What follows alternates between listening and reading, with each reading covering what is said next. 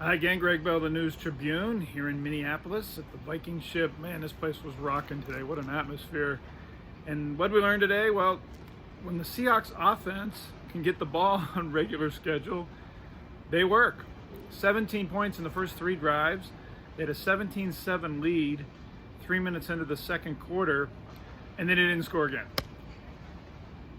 The defense is malfunctioning. I don't have to tell you that. But after the game revealed there are fundamental issues inside this defense. And I'm talking coaching, players and how they're being coached, how the players feel about the scheme. Trey Flowers and DJ Reed, all credit to them.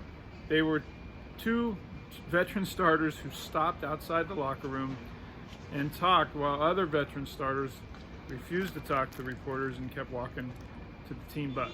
And those two guys, Reed and Flowers, of course, most heat on the defense is on those two guys at the corner, with the yards they're giving up all over the place, outside, screen passes, down the field, third downs, in routes, double moves in the end zone in the case of Reed, an inside route on Thielen on Reed for another easy touchdown. But credit Flowers and Reed for talking.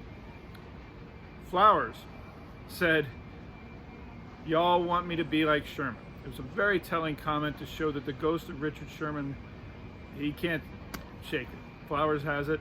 You can't outlive it. You can't outperform it.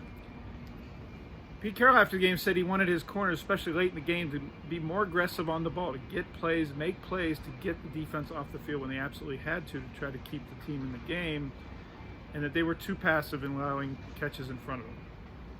Flowers and Reed explained that there are schematic issues, that Flowers says he's playing very well. He says he's playing good. His confidence is high, sky high, and he feels like he is doing his job.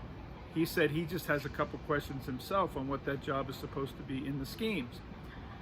He mentioned, DJ Reed mentioned Carlos Dunlap after the game as one of the vocal veterans talking among the defensive players in the meeting. And I said, well, what was the upshot of it? And Reed said, we've got to get this SHI together. So there was an accountability aspect from with the players, and it sounded like the players are closing ranks into saying, we got to get this done ourselves. If this is how they want us to coach, we got to figure out how to do it scheme-wise. They've tried 5 defensive linemen. They've tried the basic 4-3. They've tried nickel. Ugo Amadi gave up all kinds of plays on third down, pretty easy catches too. Even after some blitzes got home, Amadi was not tight on his coverage and allowing first downs. Minnesota was 9 for 14 on third down.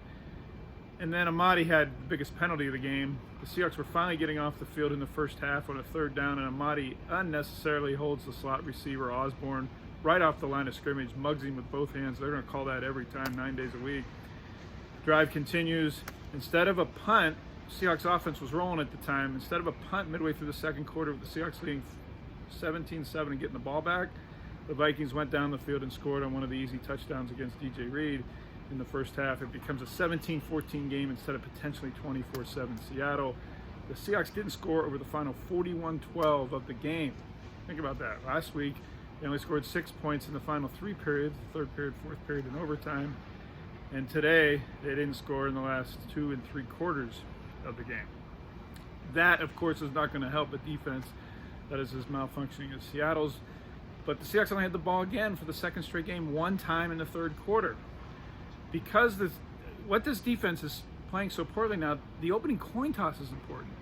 Minnesota won the toss because tails finally failed for Russell Wilson, and the Vikings deferred, as most NFL teams, including the Seahawks, do. What that meant was Minnesota had the opportunity to have a long drive to score a touchdown at the end of the first half, another long drive to score a touchdown in the start of the third quarter without Russell Wilson touching the ball. That's what happened.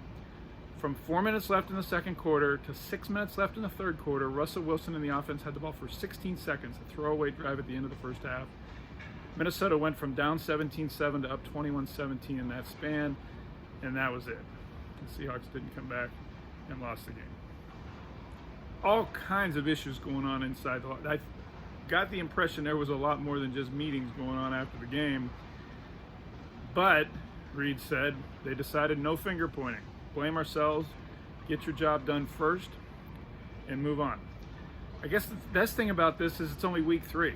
The best thing that could happen to this team is that it's only week 3. There's 14 games still to go here.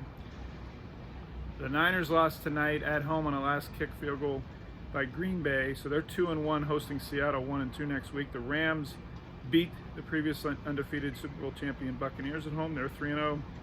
The Cardinals won by 12 at Jacksonville. They're 3-0. The Seahawks now go at San Francisco, home to the Rams, 4 days after the San Francisco game. Very telling 2 weeks for a defense that Pete Carroll says there will be changes. After the game, he said, we're looking at everything. He said there are going to be changes. I said, you've done everything schematically. What can you do next? Change personnel. He said, we're looking at everything. I think it's Sidney Jones at cornerback. It's probably for Trey Flowers. Asked after the game what's keeping Jones from playing. Carroll said not much, and that he was close to playing today. A lot to dive into. It's all on the newstribune.com, on Twitter at GBellSeattle, and a lot to cover heading into the San Francisco game between now and next Sunday. Thanks for watching.